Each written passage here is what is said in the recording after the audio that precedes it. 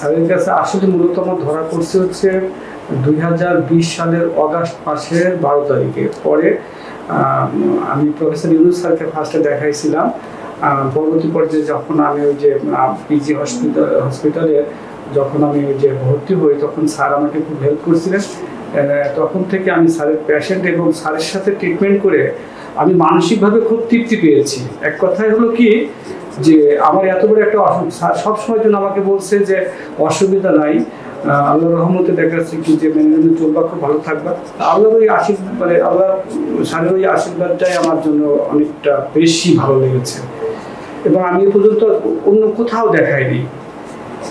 স্যারের প্রতি আমার সাংঘাতিক ডিপেন্ডেন্ট বিশ্বাস আছে, কিন্তু আসলে আমার গাফিলতিতে আসলে অনেকদিন দেরি হয়ে গেছে, এই জন্য আমি আন্তরিকভাবে স্যারের কাছে দুঃখ প্রকাশ করি। আপনি তো ইন্ডিয়াও গেছিলেন, শুনলাম যেটা আপনি ইন্ডিয়া গেছিলেন আর স্যারকে দেখাইলেন, ওই ইন্ডিয়া আর স্যারের ভিতরে পার্থক্য কি পেয়েছেন?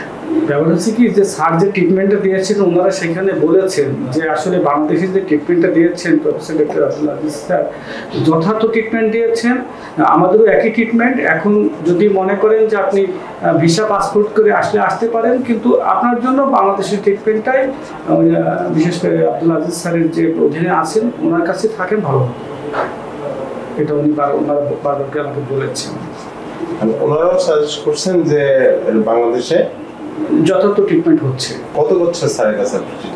স্যারের কাছে ট্রিটমেন্ট হয়েছে 20 থেকে 22।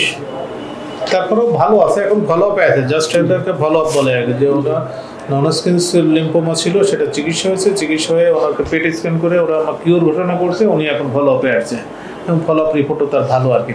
ঠিক আছে, আপনি ধরে নেন যে আমরা এখন বছরে তো একবার আমরা পেট স্ক্যান করবো, আমি এটা লিখে রাখলাম, আপনি আপনার সময় সুযোগ মতো করে নিয়ে নেন। ঠিক আছে, পিজি হসপিটালে করলে আপনার একটু কম হবে আর কি। বাইরে আপনি এখন যাওয়ার সময় একটা ডেট দিয়ে দেন, ও 6 মাস পরে দিলে 6 মাস পরে এসে করবেন। ঠিক আছে, কারণ ও তো দেবে এরকম 5 মাস পরে ডেট দিবে আর কি।